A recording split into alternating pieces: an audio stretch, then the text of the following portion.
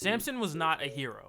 Growing up, I was lied to. I was told he was a man of God, a man of valor. They made him sound like he was Captain America or something. Needless to say, I was gravely deceived. Samson's story is 3 chapters of debauchery. The amount of ghetto-ness in this story will make you question what it's doing in the Bible. And it's not even the worst one in there. If you don't believe me, then Google Lot's daughters. That's all I'm gonna say on that. And no, before y'all ask, I'm not doing a video on that. Get off me. So let's get back on track. Samson was supposed to be a Nazarite to God from birth. That means out the gate, frame 1, he was supposed to be under the Nazarite vow.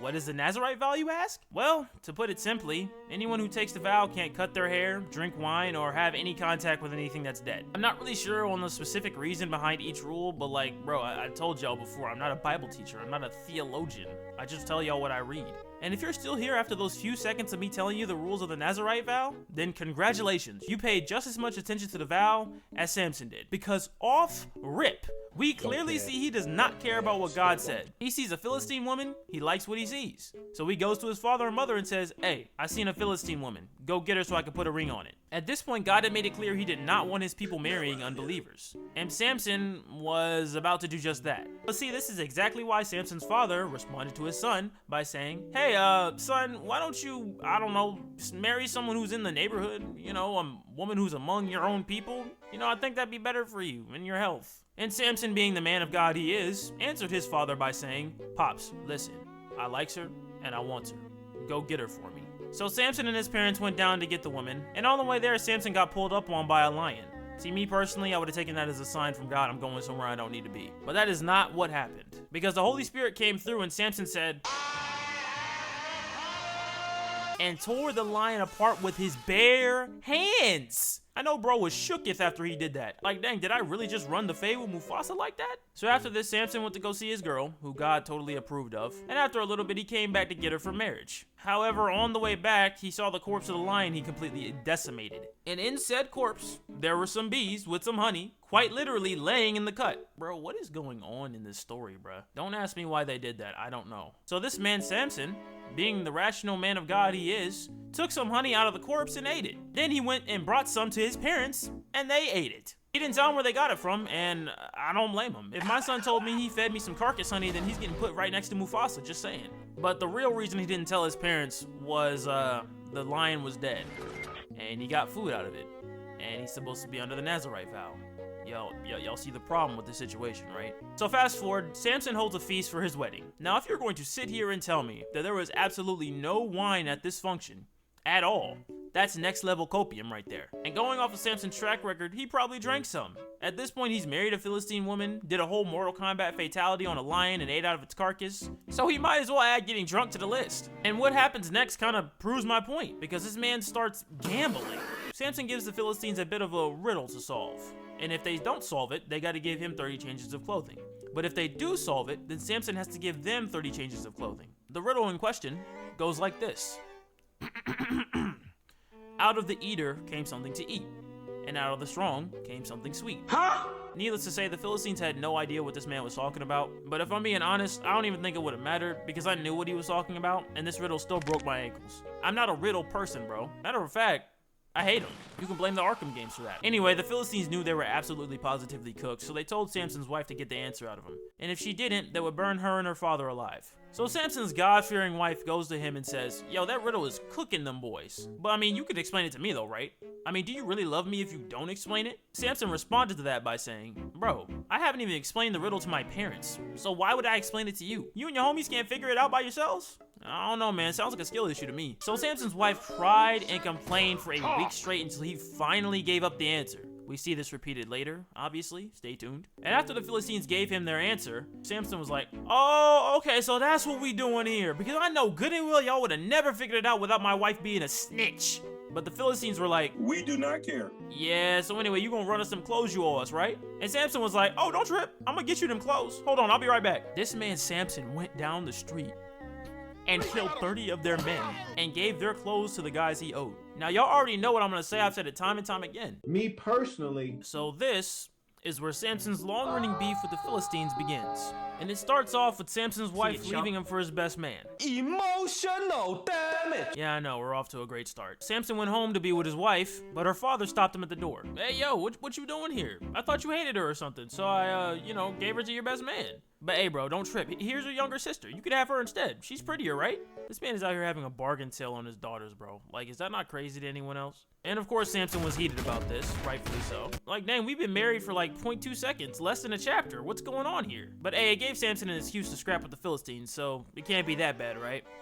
I mean, he should have been doing that regardless, but whatever. So Samson goes out and starts burning the Philistines' crops in the most creative way possible. And if I was one of the Philistines, I'd be so confused because, bro, what did I do? Your wife is the one that left you. Why are you burning my food? So the Philistines saw that he burned their crops and was like, oh, okay, we burning crops now. Okay, yeah, sure. You know what? We can burn things too. And so, they went and burned Samson's wife and her father alive. And then Samson was like, oh nah, y'all wrong for this. I will have my revenge, and then I will stop. But bro, who's gonna tell him, man? Revenge is a never-ending cycle. You are not Kratos, you are not Batman, you are not vengeance. Let it go. But no, he didn't. Instead, he attacked and tore them boys up.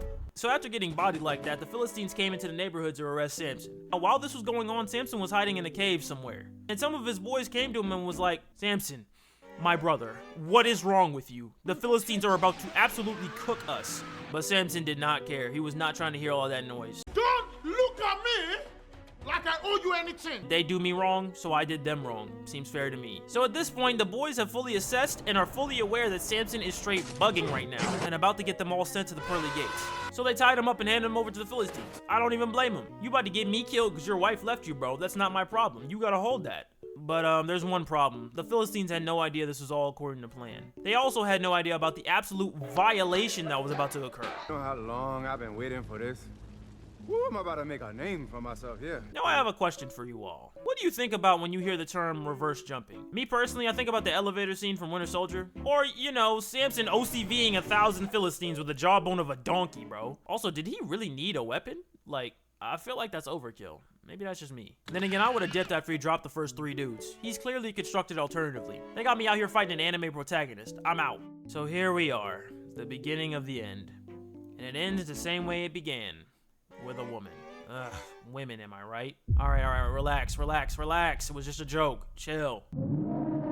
So while Samson got his freak on with an OnlyFans model, the Philistines were posted up at the gates of the city, waiting to jump him. Because, that went so well the last time they tried it, but their plan was to wait until morning to kill him. But I guess that insomnia must have been hitting extra different that night because Samson got up at midnight like his spidey senses were tingling or something. He knew the block was hot, so he, essentially took the block with him. As in, he took the city gate doors off its hinges, put them on his back, and carried them away. Once again, he didn't have to do all that. It would have been more respectful if he just, put them in body bags, to be honest. But after that, they knew that Samson had to go, so they preyed upon his weakness. Enter Delilah. I'm not looking forward to talking about this. Samson was madly in love with her. It ain't nah, it ain't gonna work. And Delilah was in love too. In love with the money the Philistines paid her to get Samson to absolutely fold. Her mission was to get Samson to give up the source of his strength. But see, this brings up a good point, because I've heard people theorize that Samson wasn't like this big bodybuilder dude that was built like a truck. If he was, then it would be obvious where he got his strength from, right? He was probably just a regular Peter Parker looking dude, skinny and unassuming. That's also within God's character too. Just something to think about. Anyway, Delilah tried to get this man to give up the source of his strength 3 different times. But Samson thought she was playing games, so he started trolling. Lied to her all 3 times. Made her look stupid, mad goofy. Delilah got tired of them games quick though. She had the playbook of Samson's dead wife or something. But just like her, Delilah whined and complained until Samson was like, alright, fine. If you cut my hair, my strength will go too, alright? So she called up the Philistines, had someone shave Samson's head while he was asleep. You bald-headed demon. And then she woke this man up and was like, oh no, Samson, the Philistines are here to squabble. And Samson thought it was going to be light work as usual. But this is followed by one of the saddest passages in scripture. But he did not know that the Lord had left him. Okay, we are cooked. This is a scary place to be. But listen though, the fact that it took this long for God to pull back should just show how patient he is. Because on paper, he should have been left this man Samson. And so here we are. Samson is arrested, eyes gouged out, and in prison. And we all know how this ends. Samson was brought out to the leaders of the Philistines as entertainment. He's standing between the two pillars that held the whole place together. He pleads with God to give him strength one more time. And he did. And in that moment, Samson brought the whole house down, killing himself as well as more Philistines he ever killed when he was living. Now I want you guys to notice something about this entire story. Up until this point, Samson had used the gift that God gave him for very selfish reasons. Most of his story is him beefing with the Philistines because of his own mistakes. It wasn't until he was humiliated and humbled that he used the gift for its intended purpose. So let me ask you guys a question. Are you putting more value on the gift or the one who gave you the gift? Something to think about. Hey guys, if you made it this far, or even if you didn't make it this far, I just want to thank you guys so much for watching. I apologize it took so long to get this video out. I'm just going to be upfront about it. It was a combination of things, life stuff, burnout, procrastination, me being lazy, etc. But it's out now, and I definitely don't plan on making you guys wait over a month for the next video, which is Jonah. After Jonah, I really don't know what I'm going to do. You guys can tell me in the comments what you want.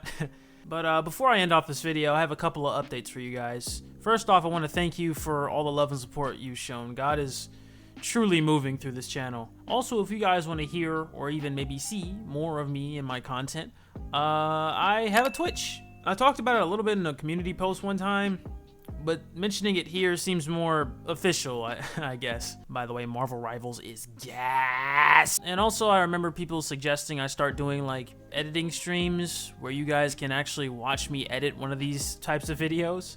I don't really know about that one yet, but, I mean, you know, who knows? The link to my Twitch will be in the description of the video. You guys have heard all this stuff before, yada, yada, yada. Also, this might be a crazy goal, but I wanted to share it with you guys. So, I want to hit 100k subs this year. And I had an idea for like a 100k special video if and when that happens. Don't worry, I'm not going to turn into like a movie, game, anime commentary channel. It would just be one video. But anywho, I think you guys have heard me talk enough for one day. I love you guys. Remember to hug your parents, drink water, but more importantly, remember to pick your cross up and follow them.